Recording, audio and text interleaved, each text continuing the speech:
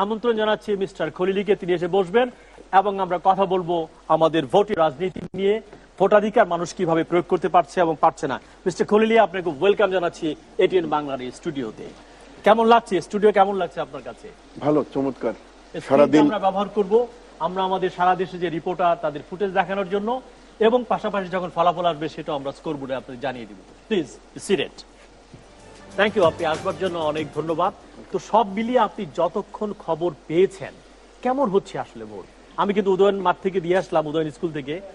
সকালে যেহেতু আমি গেছি, খুব সকালে, খুব বেশি মানুষ আসেনি, কিন্তু মানুষ আসবে, একটু একটু করে আসছে, সেই নমুনাটা আমি দেখে আসছি। সকাল 8টায় রাজুক স্কুল এন্ড কলেজ যে সেন্টার, এই সেন্টারে ভোট দিয়ে আসছি। আমি যেটা দেখছি ওখানে নারী ভোটার যারা আছে এবং পুরুষ ভোটার যারা আছে তাদের জন্য আলাদা স্কুল, আলাদা ব্যবস্থা তৈরি করা হয়েছে, এবং দুই জায়গায় লোকজনের উপস্থিতি ধীরে ধীরে কিন্তু বাড়ছে। এরপরে আমি ঢাকা 6 সেন্টার যেটা আছে, ঢাকা 7 যেটা, ওইসব এলাকাও দেখার সুযোগ হয়েছিল। প্রত্যেকটা জায়গায় কিন্তু ধীরে ধীরে ভোটারের সংখ্যা অনেক বাড়ছে, এবং দেশের বিভিন্ন জায়গা থেকে যে আমরা খোঁজখবরগুলো পাচ্ছিলাম, সব জায়গায় এক ধরনের উৎসবমুখর পরিবেশ সৃষ্টি হচ্ছে ধীরে ধীরে।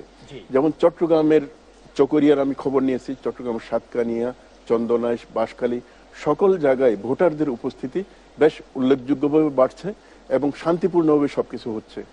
আরেকটা উল্লেখযোগ্য বিষয় দেখা গেছে, সেটা হচ্ছে কি সেনাবাহিনীর যে স্ট্রাইকিং ফোর্স হিসেবে তারা দায়িত্ব পালন করার কথা, সব জায়গায় কিন্তু তাদের সরব উপস্থিতি দেখা যাচ্ছে, এবং কোথাও কোনো ধরনের অনিয়ম, বিশৃঙ্খলা এরকম কোনো কিছু কিন্তু দেখা যাচ্ছে না। একটা যেটা আপনি দেখেছেন যে ঝুঁকিপূর্ণ এবং মাঝারি ঝুঁকিপূর্ণ প্রায় 25,000 কেন্দ্রের ঘোষণা কিন্তু ছিল, তো সেই কেন্দ্রগুলো সম্পর্কে কোনো খোঁজ খবর কি আপনার কাছে এসছে কিনা? হ্যাঁ, এই ধরনের কয়েকটা কেন্দ্রের খোঁজ খবর আমি আলাদাভাবে নেওয়ার চেষ্টা করেছি।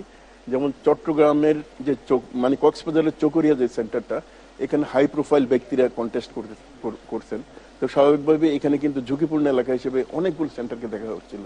কিন্তু আমি যেটা খবর পেয়েছি সকালে, সকল জায়গায় শান্তিপূর্ণভাবে ইলেকশন হচ্ছে, কোনো ধরনের হস্তক্ষেপ নেই, এবং সব সেন্টারগুলোতে প্রতিদ্বন্দ্বী দলগুলোর তাদের এজেন্ট আছে, বাইরে তাদের তৎপরতা আছে, কিন্তু এই তৎপরতার মধ্যে সহিংসতার কোনো লক্ষণ কিন্তু আমরা দেখতে পাইনি। অন্যদিকে যেমন এই গোপালগঞ্জের খবর নিয়েছি আমাদের করেসপন্ডেন্টদের কাছ থেকে, তারা যেটা বললো সকালের দিকে ওখানে উপস্থিতি কম ছিল, কিন্তু ধীরে ধীরে উপস্থিতি বাড়ছে, এবং ওখানেও কোনো সহিংসতার লক্ষণ কিন্তু আমরা দেখতে পাচ্ছি না।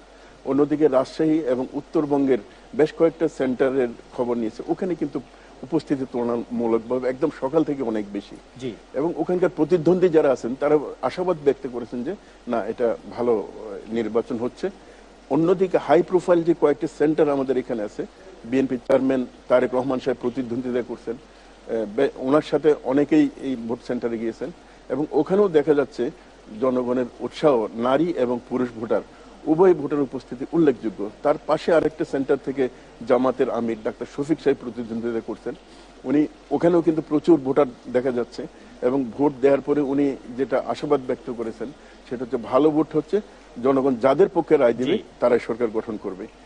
আর আরেকজন নেতা, যেটা জামাতের নেতা এবং একই সাথে বিএনপির নেতৃবৃন্দেরও একই কথা শোনা যাচ্ছে, সেটা হচ্ছে ভোট ভালো হচ্ছে, এবং যারাই জিতবেন তারাই সরকার গঠন করবেন, এবং যারা হারবেন, যদি ভোট শান্তিপূর্ণভাবে এখন যেভাবে হচ্ছে এভাবে হয়, তাহলে পরাজয় মেনে নিতেও তাদের কোনো অসুবিধা হবে না। সেই কালচারাল স্ট্যান্ডার্ড কি আমাদের মধ্যে আছে? আমরা কিন্তু পরাজয়কে মানতে পারি না। জনগণ ভোট দিয়ে যে আমি যে হেরেও যেতে পারি, সেই সাংস্কৃতিক রুচি কিন্তু আমাদের আসলে তৈরি হয়নি। হ্যাঁ, এটা আপনি ঠিকই বলেছেন। এই আশঙ্কা এবার আছে কিনা, তারা কি মানবে কিনা? আপনি ঠিকই বলেছেন, যারা হারে তারা বিভিন্ন ধরনের অভিযোগ করে, কিন্তু এবারের নির্বাচন আপনি শুরুতে যেটা বলছিলেন 14, 18 অথবা 24-এর নির্বাচন থেকে বেশ খানিকটা আলাদা। 14-এর নির্বাচনে কিন্তু কোনো প্রতিদ্বন্দ্বী ছিল না, 154টা আসনে বিনা প্রতিদ্বন্দ্বী নির্বাচিত হয়েছে। 18-র নির্বাচন তো রাতের ভোট হিসেবেই খ্যাত, আর 24-এর নির্বাচন মানে একতরফা নির্বাচন, এখানে কোনো লেভেল প্লেইং ফিল্ড কিচ্ছু ছিল না। আর এবারের যে নির্বাচনটা, এই নির্বাচনে হয়তো আমরা বলতে পারি যে নির্বাচনের ব্যবস্থাটাকে নষ্ট করার জন্য ফ্যাসিবাদী শাসন যারা কায়েম করছে, তাদেরকে এই নির্বাচনে কিন্তু অংশগ্রহণ করার সুযোগ তারা পাচ্ছে না। এরপরও যে প্রতিদ্বন্দ্বিতাপূর্ণ নির্বাচন দেখা যাচ্ছে, যে কোনো একটা পক্ষ নির্বাচিত হতে পারে, এরকম একটা আবহাওয়া কিন্তু আমরা দেখতে পাচ্ছি। স্বাভাবিকভাবেই এই নির্বাচন আগের 3 নির্বাচনের সাথে তুলনা করলে কিন্তু হবে না। এমনকি ধরেন 1990 সালের যে 91 সালের যে নির্বাচনটা, এই 90-91-এর এই নির্বাচনটা, এটাকে কিন্তু খুব উল্লেখযোগ্য একটা নির্বাচন বলা হচ্ছিল, এবং ওইরকম একটা প্রতিদ্বন্দ্বিতাপূর্ণ প্রায় কাছাকাছি আমার ধারণা হচ্ছে এবার হচ্ছে। খলিল ভাই, আমরা চলেন একটু দেখি কুমিল্লাতে কি হচ্ছে আসলে। কুমিল্লা আমাদের মুশফিকুর রহমান আছেন, আমরা দেখছি, আপনি বসে থাকেন, আমরা দেখছি কুমিল্লা কি অবস্থা হচ্ছে নির্বাচন আমরা দেখছি। যে মুশফিক, একটু যদি আপনি বলেন যে কুমিল্লায় কি অবস্থা সর্বশেষ, মানুষ কেমন গেছে সেখানে কেন্দ্রে, ঠিকমতো দিতে পারছে কিনা। Mushfiq, please carry on.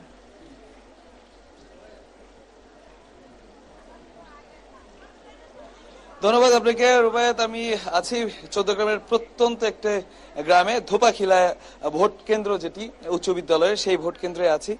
আমি একটু দেখাতে চাই, পুরুষদের যে লাইন একেবারে কমে গেছে, কিন্তু অন্যদিকে আমি পক্ষান্তরে দেখাতে চাই নারীদের লাইন সকাল থেকে এর চাইতে কমেনি।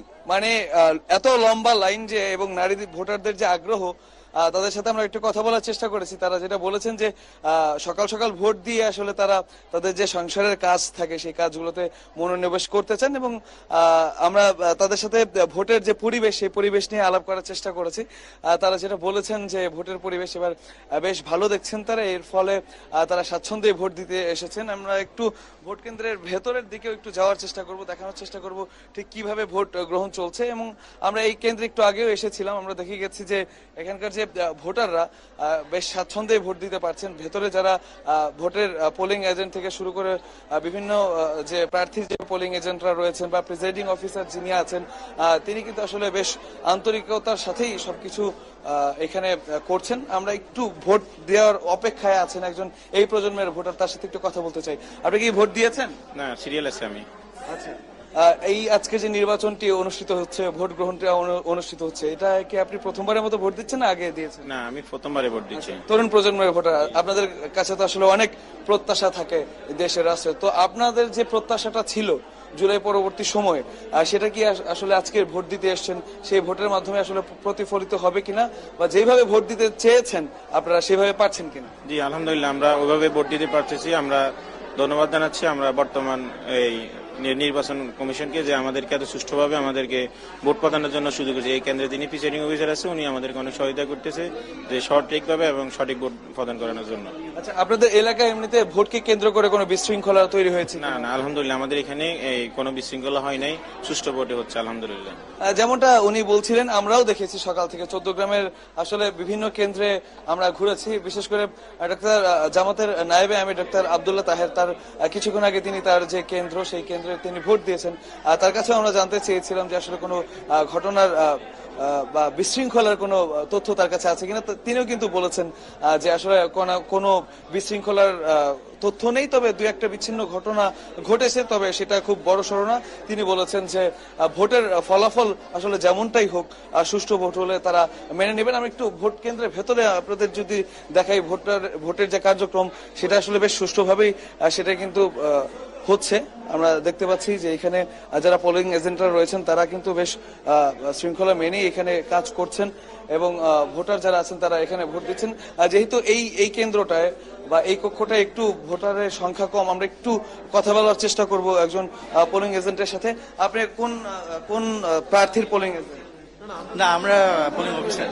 আপনারা পোলিং অফিসার। আপনারা আজকের একটু ভোটের যে তথ্যটা একটু আমাদেরকে বলবেন, এখানে ভোট শুরু হওয়ার পর থেকে আসলে এখনো পর্যন্ত কেমন পরিস্থিতি আপনারা দেখছেন? ভোট শুরু হওয়ার পর থেকে মোটামুটি সকালের দিকে অনেকটাই ব্যস্ততা ছিল, অনেক জ্যাম ছিল। তো আলহামদুলিল্লাহ এখন অনেকটা শিথিল হয়ে আসছে, তবে আশা করা যাচ্ছে যে আসবে সবাই। ভোট এখনো পর্যন্ত বেশ অনেকটাই কাস্টিং হয়েছে, তবে কত পার্সেন্ট সেটা কিন্তু আমরা এখনো পর্যন্ত জানি না। তবে পোলিং প্রিসাইডিং অফিসার যিনি, তার সাথে কথা বলে আমরা সেটা আসলে জানতে পারবো।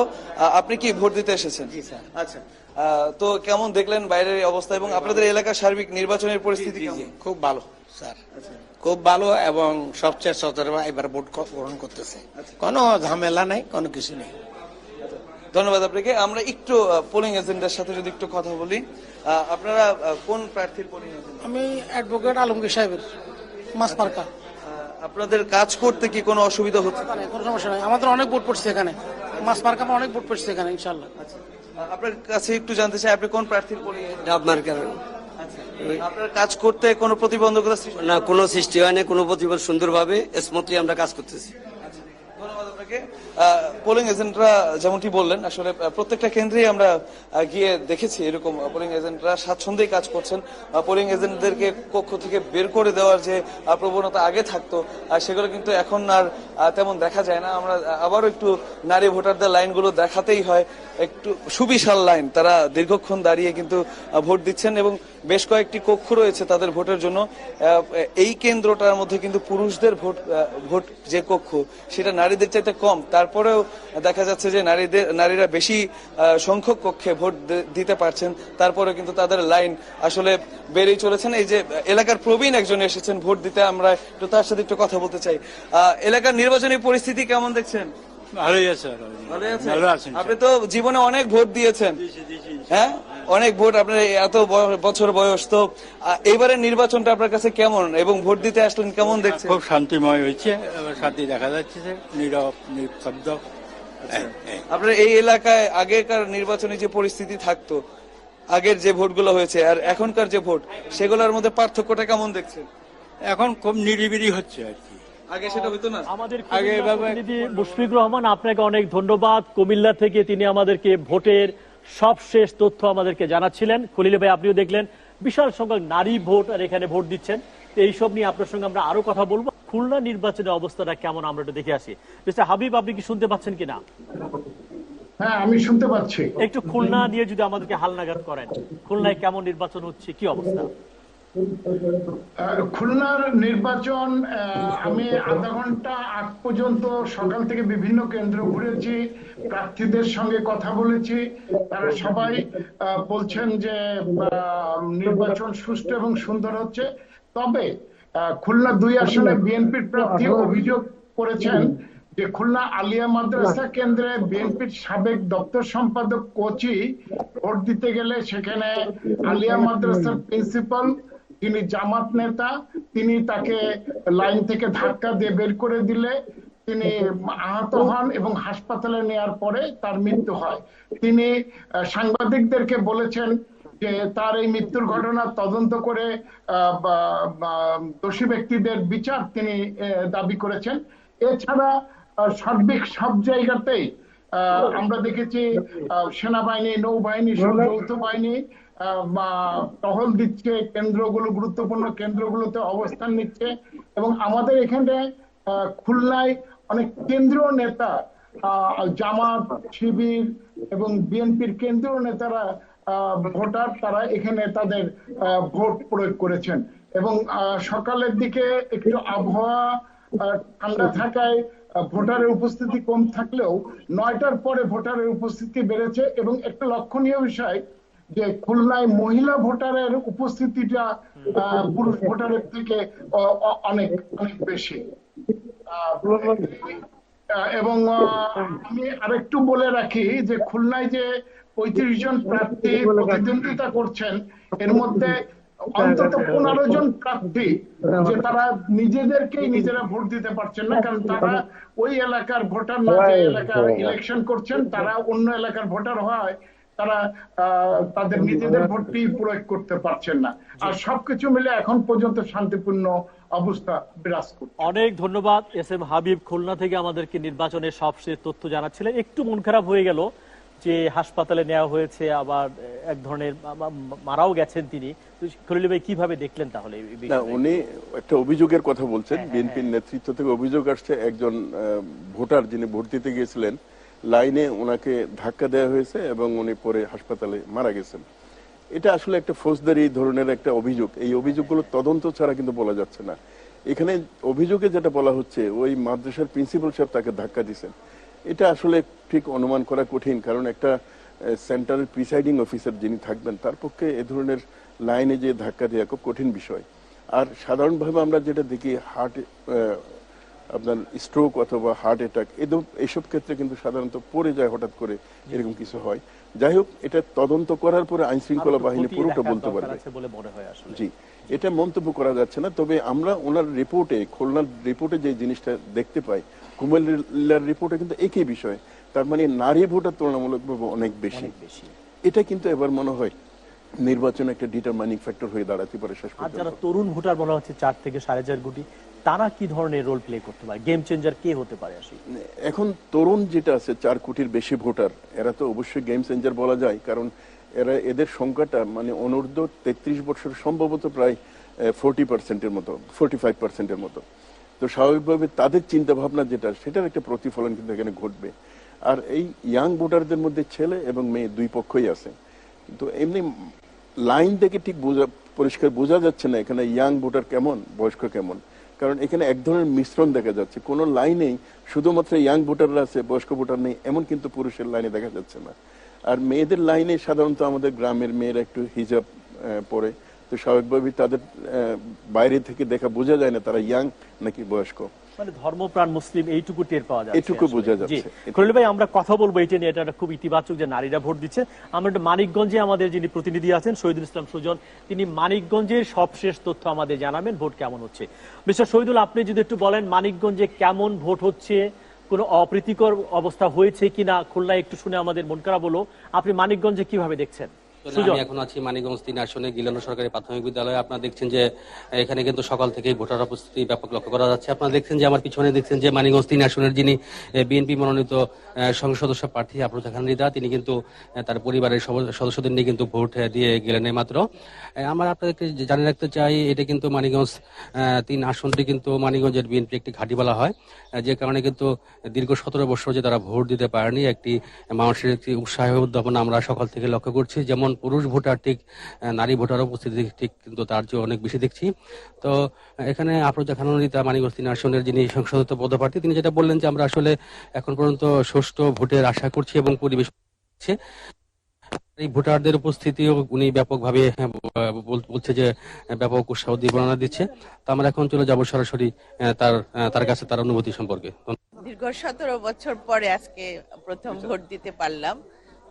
এই অনুভূতিটা প্রকাশ করা খুবই কঠিন, তারপরেও অনেক ভালো লাগছে। আর বিশেষ করে ভালো লাগছে যে এখানে আপনারা দেখছেন যে সব ভোটাররা কিন্তু এত সকালে চলে এসেছে। ভোটার উপস্থিতিটাও অনেক প্রেরণা উৎসাহ দিচ্ছে আমাকে। এখন একদম 7:30টার মধ্যে কিন্তু এর মধ্যে অনেক লোক চলে এসেছে। নির্বাচনে অবশ্যই বিজয়ের প্রত্যাশা করছি। অবশ্যই চাচ্ছি যে সুষ্ঠু এবং নিরপেক্ষ পরিবেশে নির্বাচন হোক, আশা করি সেটা হবে। যদিও গত রাত্রে কিছুটা আমরা কয়েকটা 2-3টা সেন্টারে জামাতের লোকজন আমাদের ডিস্টার্ব করেছে, কিন্তু এখন সকালে পর্যন্ত আমরা সেরকম কোনো খবর পাইনি। আপাতত ভালো আছে। আমাদের মানিকগঞ্জে নারী ভোটার বেশি এবং মানিকগঞ্জে নারী ভোটাররা ধানের শীষকে বেশি ভালোবাসে, সেই কারণে আপনারা ভোটার উপস্থিতি একটু বেশি দেখছেন। অবশ্য সেটা পরিস্থিতি বলে দিবে, এখন তো কিছু বলা যাচ্ছে না। সংখ্যা তো রাত্রেও কিছু ঝামেলা ছিল, সেটা আমরা ওভারকাম করেছি। এখন দেখা যাক, এখনো তো অনেক সময় পড়ে আছে। আমরা চাই সুষ্ঠু নিরপেক্ষ নির্বাচনটা হোক, এটা আমরা দাবি আমাদের। আমরা তো সেটাই চাচ্ছি যে ফেয়ার ইলেকশন হোক, কারণ আমরা তো বিগত সময়ের নির্বাচন দেখেছি সবাই। সেই ক্ষেত্রে তো আমরা চাচ্ছি আমাদের সাধারণ জনগণ দেখেন এত বছর পরে ভোটের আমেজ এসেছে, তাদের মধ্যে দেখছেন যে একটা ঈদের উৎসব লেগে গেছে। সেই ক্ষেত্রে এখন যে নির্বাচন কমিশনার যারা আছেন তাদের কাছে আমার অনুরোধ, আমরা যেন বাংলাদেশের মানুষ যেন তার ভোটটা দিতে পারে, তার ভোটাধিকারটা যেন প্রয়োগ করতে পারে এবং সঠিক গণতান্ত্রিক সরকার প্রতিষ্ঠা করতে পারে, এই ব্যাপারে তাদের সহায়তা চাচ্ছি। যে আমরা মানিকগঞ্জে আমাদের যে শহীদুল ইসলাম সুজন, তার সর্বশেষ আমাদের তথ্য নির্বাচনে তিনি জানালেন, সেখানেও নারী ভোটারদের বলা হচ্ছে উপস্থিতি বেশ ভালো আছে সেখানে সব মিলিয়ে। যে প্রশ্ন আমরা তখন করেছিলাম যে নির্বাচন কমিশন নিয়েও তিনি কথা বললেন, এবং নির্বাচন কমিশন নিয়ে একটা প্রশ্ন তৈরি হয়েছিল যে প্রচুর ঋণখেলাপি আইনের ফাঁক দিয়ে বেরিয়ে গেলেন, প্রচুর দ্বৈত নাগরিক তারা কিন্তু বেরিয়ে গেলেন। তো এরা তো আবার এমপি নির্বাচিত হয়ে আসবেন। তো এইরকম মানুষ যারা ভোটের আগেই এরকম ঋণ খেলাপি, তাদের থেকে আমরা আসলে কি আশা করতে পারি? এই প্রশ্ন কিন্তু অনেকে নিয়ে এসছে, খুব ভ্যালিড ভাবে নিয়ে এসছেন। আসলে আপনি কিভাবে দেখছেন? হ্যাঁ, আপনি শেষের যে প্রসঙ্গটা, এটার আগে প্রথমে আমি একটু বলি, মানিকগঞ্জ হচ্ছে বাংলাদেশের মানে রাজধানী ঢাকার একেবারে পাশের একটা জেলা, এবং এখানেও কিন্তু নারী ভোটারের লম্বা লাইন আমরা দেখতে পাচ্ছি। আর মানিকগঞ্জ যে আসনের রিপোর্ট আমরা দেখতে পেলাম, ওখানকার প্রার্থীও কিন্তু একজন নারী। আর এই এলাকায় উনি এর আগেও কিন্তু একাধিকবার এমপি নির্বাচিত হয়েছেন। ফলে এই যে নারী ভোটারদের অংশগ্রহণ বেশ উৎসাহজনক, এবং ওনার পুরো বক্তব্য শুনে আমাদের মনে হলো এখন ধরুন 40 to 45% টাইম কিন্তু চলে গেছে ভোটের সময়ের, এর মধ্যে কোনো ধরনের গন্ডগোল গোলমাল কিচ্ছু হয়নি। তার মানে ওটা একটা শান্তিপূর্ণ পরিবেশে নির্বাচনটা অনুষ্ঠিত হবে এই আশা আমরা করতে পারি, যদিও শেষের দিকে হয়তো কোনো কোনো ক্ষেত্রে বিক্ষিপ্ত কিছু গন্ডগোল হতে পারে। আরেকটা বিষয় যেটা আপনি বললেন, ঋণ খেলাপি দ্বৈত নাগরিক তাদেরকে যে নির্বাচন সুযোগ দেয়া, যেটা বাংলাদেশের আইন কভার করে না, এই ক্ষেত্রে একটা বিতর্ক কিন্তু তৈরি হয়ে গেছে। আমার মনে হয় এটা বাংলাদেশের যে ঋণ খেলাপিদের ইস্যুটাকে খুব সিরিয়াসলি অ্যাড্রেস করা দরকার। কারণ যারা ঋণ খেলাপি প্রার্থী হন তারা কি করেন, তারা হচ্ছে বাংলাদেশ ব্যাংকের যে সিবিআই রিপোর্টটা আছে, এই সিবিআই রিপোর্টের উপর একটা হাইকোর্ট থেকে স্থগিতাদেশ নিয়ে আসেন বিভিন্ন ধরনের ইস্যু তৈরি করে। এরপরে যখন তারা নির্বাচনে অংশগ্রহণ করেন, পরবর্তী পর্যায়ে আর কিন্তু সেই ঋণ পরিশোধ করেন না। এরকম ধরেন বিভিন্ন পক্ষ থেকে, যেমন একটা দলের পক্ষ থেকে বলা হচ্ছে প্রায় 60%-এর উপরে এরকম ঋণ খেলাপি আছে। আবার দ্বৈত নাগরিকের বিষয়গুলো আছে। আমার মনে হয় আমাদের রাজনৈতিক নেতৃত্ব যদি সিদ্ধান্ত নেন, ঋণ খেলাপি যারা আছে, যারা রাষ্ট্রের টাকা মেরে দিচ্ছে, তাদেরকে নির্বাচন প্রতিদ্বন্দ্বিতা করতে দেয়া হবে না। কারণ এরা যদি নির্বাচিত হয়, পরবর্তী পর্যায়ে আবার পলিসিকে তারা প্রভাবিত করবে। ফলে দেখা যাবে যে এখন ব্যাংকিং খাতে এক ধরনের অরাজক অবস্থা কিন্তু গত 17 বছর আমরা দেখতে পাচ্ছি। হ্যাঁ, খালি হয়ে গেছে, 28 লক্ষ কোটি টাকা পাচার করে ফেলেছে। খলিল ভাই, খুবই গুরুত্বপূর্ণ ঋণ খেলাপি এবং ব্যাংক নিয়ে কথা বলবো, কারণ আমরা চাই যারা নির্বাচিত হয়ে আসুক, ব্যাংকিং খাতে সুশাসন তৈরি করতে হবে। আমাদের কুড়িগ্রাম থেকে নির্বাচনের সবশেষ তথ্য দিচ্ছেন আমাদের প্রতিনিধি সাইফুল ইসলাম। সাইফুল ইসলাম, একটু যদি বলেন কুড়িগ্রামে কেমন ভোট হচ্ছে, কোনো অপ্রীতিকর পরিস্থিতি হচ্ছে কিনা, সবশেষ অবস্থা আমাদের যদি একটু জানান। Saiful Islam, please carry on, একটু বলেন, আমরা শুনছি। হ্যালো, হ্যাঁ শুনছি, হ্যাঁ হ্যালো, শুনছি আমরা। সাইফুল ভাই, আপনি বলেন। আমি বললাম, আমার কথা বলতে থাকেন আপনি।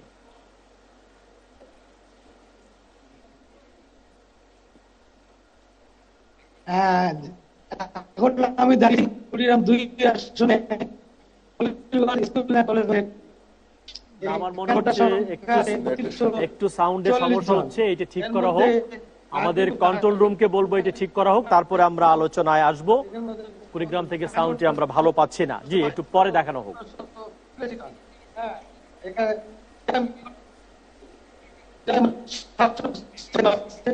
না, নেটওয়ার্কের সমস্যা, আমরা পরে আবার যাব কুড়িগ্রামে। জি, এটা শোনা যাচ্ছে না। জি, আমরা একটু আলোচনায় চলে যাই। ঋণ খেলাপি, ব্যাংক ডাকাতি, ব্যাংক খালি করা এবং ব্যাংকিং খাতে সুশাসন নিয়ে আমরা কথা বলছিলাম। ব্যাংকিং খাতটা বাংলাদেশের ইকোনমির জন্য শুধু গুরুত্বপূর্ণ তা না, এটা রাজনীতির জন্য গুরুত্বপূর্ণ। ধরুন আপনি 18 লক্ষ কোটি টাকা পাচারের কথা বললেন, এই টাকা কার টাকা, কে নিয়ে যাচ্ছে? এটা হচ্ছে যারা ডিপোজিট রাখেন, একদম এর মধ্যে 1000 টাকার ডিপোজিটেরও আছে, 1 লক্ষ, 5 লক্ষ, 10 লক্ষ টাকারও আছে। সেই টাকাটা নিয়ে যাচ্ছে যারা এইভাবে ব্যাংকের নিয়ন্ত্রণ গ্রহণ করার পরে, মালিকানা গ্রহণ করার পরে, রাজনৈতিক আনুকূল্য পেয়ে তারা যদি পার পেয়ে যায়। ভালো, যেমন ইসলামী ব্যাংক কিন্তু one of the best bank ছিল বাংলাদেশে, সেই ব্যাংকটাকে কিভাবে নষ্ট করা হয়েছে। অন্যতম লাভজনক ব্যাংক ছিল সেটা। ইসলামী ব্যাংকের কথা বললেন, বৃহত্তম বেসরকারি ব্যাংক। এই ব্যাংকের প্রায় 1,18,000 কোটি টাকা শুধুমাত্র এসালম গ্রুপ যে একজন ব্যক্তি খালি করে দিয়েছে, নামে বেনামে বের করে নিয়েছে। শুধু এখানে না, আরো প্রায় 10টা ব্যাংকের ফান্ড এভাবে বের করে নিয়েছে, যার কারণে আজকে ব্যাংকিং খাতে অচল অবস্থা। কেউ 10,000 টাকা যদি ডিপোজিটের চেক দেয়, তাহলে সেই চেক কিন্তু অনার হচ্ছে না। তো এই যে পরিস্থিতি, এই পরিস্থিতি নিয়ে বাংলাদেশ কিন্তু অগ্রসর হতে পারবে না, সামনে এগোতে পারবে না। আমাদের দুটো বিষয়কে বিশেষভাবে অ্যাড্রেস করতে হবে, যেই পক্ষই নির্বাচনে জয়ী হয়ে সরকার গঠন করুক না কেন। একটা হচ্ছে আমাদের এই ব্যাংকিং খাত, যেখান থেকে বিপুল পরিমাণ টাকা বের হয়ে গেছে এবং অলরেডি 35%-এর উপরে কিন্তু ঋণ খেলাপি হয়ে গেছে টোটাল ফান্ডের। এটা যদি রিয়েল হিসাব করা হয় তাহলে এটা 50% পার হয়ে যেতে পারে। আরেকটা হচ্ছে আমাদের পাওয়ার সেক্টর। আমাদের পাওয়ার সেক্টরের যে পরিস্থিতি, 1 বছরের ব্যবধানে 5,000 কোটি টাকা থেকে শুরু বেড়ে 50,000 কোটি টাকা ভর্তুকি হয়ে গেছে। এই ভর্তুকি মানে কি? এটা হচ্ছে কি রাষ্ট্রের যে ভর্তুকি, যে ফান্ড, যেটা কৃষককে ভর্তুকি দেওয়া হয়, নিরন্ন মানুষ, দরিদ্র, অতি দরিদ্রদের ভর্তুকি দেওয়া হয়, সেই টাকাটা কিন্তু আমাদের একেবারে যারা অলিগার কাছে সুবিধাভোগী আছে রাষ্ট্রের, এই দুইটা জায়গা, পাওয়ার সেক্টর এবং ব্যাংকিং সেক্টর, এই দুই জায়গা যদি আমরা সুশাসন না আনতে পারি, তাহলে গণতন্ত্রকে যে আমরা অগ্রসর হয়ে করার জন্য যে স্বপ্ন দেখছি, গণতান্ত্রিক রূপান্তরের যে স্বপ্নটা আমরা এই সংস্কারের মাধ্যমে দেখতে পাচ্ছি, এটা কিন্তু সফল হবে না, ব্যর্থ হয়ে অবশ্যই যাবে। নির্বাচন তো শুধু নির্বাচন না, নির্বাচনের মধ্য দিয়ে যে সরকার আসবে তার দায়িত্ব হচ্ছে দুর্নীতি কমানো, বৈষম্য কমানো, সুশাসন তৈরি করা, এই প্রান্তিক গরিব খেটে খাওয়া যে মানুষ, যে গান আমরা শুনতাম যে ছোটদের বড়দের সকলের, গরিবের ফকিরের নিশের, আমারই দেশ সব মানুষের। এই দেশ কিন্তু সব মানুষের হয় না। আপনি যেটা বলেন ওই অলিগার্কি, ওই এলিট, বিত্তবান, ধনী, ইভেন পার্লামেন্টে দেখেছি ৮০% ব্যবসায়ীরা এমপি নির্বাচিত হয়ে যায়। আমরা কিন্তু একটা নতুন পার্লামেন্ট দেখতে চাই, যারা সাধারণ মানুষের কথা বলবে, প্রান্তিক মানুষের কথা বলবে, সবার কথা বলবে। আপনি কতটা আশাবাদী সে বাংলাদেশের কাছে কি আমরা যাচ্ছি আসলে? হ্যাঁ, আমি একেবারেই হতাশাবাদী মানুষ না, আমি আশাবাদী। তবে যে ব্যর্থটা দেখা যায় সেটা হচ্ছে কি, এখন যারা নির্বাচন করতেছে একদিকে তো হচ্ছে ঋণ খেলাপি, প্রায় 50-60% মতো ঋণ খেলাপি আবার মনোনয়ন পেয়ে গেছে বিভিন্ন দলের পক্ষ থেকে। আরেকটা বিষয় হচ্ছে কি, যারা এই যে টাকা পাচারের জন্য দায়ী এবং প্রমাণিতভাবেই তারা ব্যাংকের টাকা মেরে দিয়েছে মালিক হওয়ার পরে, তারাই কিন্তু আবার এই ঋণ খেলাপি অথবা বিভিন্ন জনকে তারা বিভিন্ন ধরনের ফান্ডিং করে আবার একটা ফিরে আসার একটা স্বপ্ন দেখতেছে। এবং এটা মানুষ কিন্তু বারবার প্রতারিত হয়। হ্যাঁ, ৭১ স্বাধীন হওয়ার পরও বাংলাদেশ সাধারণ মানুষের হয়নি, ৯০-এর একটা স্বৈরাচার চলে যাওয়ার পরও কিন্তু মানুষ প্রতারিত হয়েছে। তো এইবার কিন্তু সবাই সংশয় ভরা মন নিয়ে অপেক্ষায় আছে যে জুলাইয়ের যে গণ অভ্যুত্থান সেটির থেকে কি মানুষ বেহাত হয়ে যাবে কিনা, তার ফসলটা ঘরে তুলবে। আসলে জুলাই সংশয় কিন্তু আছে সবার মধ্যে। জুলাই গণ অভ্যুত্থান যদি ব্যাহত হয়ে যায় তাহলে বাংলাদেশের ভবিষ্যৎ ব্যাহত হয়ে যাবে। এখানে কোনো অপশন নেই আমাদেরকে। মানে ফেসিবাদের যে টাইমটা, এটা হচ্ছে ব্যর্থ রাষ্ট্রের সময়। যদি রাষ্ট্র ব্যর্থ হয় তাহলে আমাদের কারো জীবন কিন্তু সফল হবে না। আমরা নির্বাচনে জয়ী হওয়ার জন্য প্রধান সব দলগুলোই কিন্তু ওই ফ্যাসিবাদী সমর্থকদের ভোট টানার কিন্তু চেষ্টা করছে, সেটা কিন্তু আমরা খবর পাচ্ছি, আপনিও পাচ্ছেন। হ্যাঁ, এটা খুব গুরুত্বপূর্ণ একটা পয়েন্ট নিয়ে আসছেন। সেটা হচ্ছে ফেসিবাদী যারা ব্যাংক লুট করেছে, আমাদের পাওয়ার সেক্টরকে অরাজক অবস্থার মধ্যে ঠেলে দিয়েছে, আমাদের যে বেসিক ইনস্টিটিউশন যেগুলো আছে কোন গণতন্ত্রের, এগুলো সব ভেঙে দিয়েছে, তাদের আবার পুনর্বাসনের যে ভেতরে ভেতরে আমার একটা বিশ্বাস আছে, সেটা হচ্ছে যারাই নির্বাচন তো হোক না কেন, তারা অন্তত এই রাস্তা আর যাবে না। জুলাইয়ের আগের রাস্তায় যাওয়া মানে বাংলাদেশকে ব্যর্থ করার রাষ্ট্রের দিকে যাওয়া। মনে রাখতে হবে, ব্যর্থ রাষ্ট্রের অনেক উদাহরণ কিন্তু আমরা বিভিন্ন জায়গায় দেখছি। সিরিয়ার অবস্থা এখন একটু ভালোর দিকে, সুদানের অবস্থা আমরা দেখতে পাই। এরকম কিন্তু ক্যারিবিয়ান অঞ্চল এবং এই আফ্রিকান অঞ্চল আর মধ্যপ্রাচ্যে অনেক রাষ্ট্রের উদাহরণ আছে। আমাদেরকে এখান থেকে কিন্তু শিক্ষা নিতে হবে।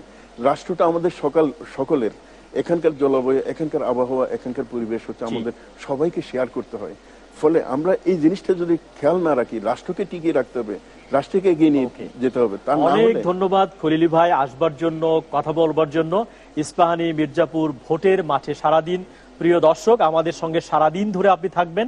আমরা ফলাফল ঘোষণা করব, মাঠের সবশেষ পরিস্থিতি রাখবো, আর মাঝে মাঝে আমরা এই নির্বাচন বিষয়ে যারা এক্সপার্ট, সাংবাদিক, বুদ্ধিজীবী, কলামিস্ট যারা লেখালেখি করেন, অর্থনীতিবিদ, তারা বিষয় নিয়ে ভাবেন, তাদের মতামতগুলো শুনবো। এই নির্বাচন বাংলাদেশকে কোন পথে নিয়ে যাচ্ছে, কোন গন্তব্যে আমরা পৌঁছবো। আমাদের সঙ্গেই থাকুন, আমরা আবার ফিরে আসবো।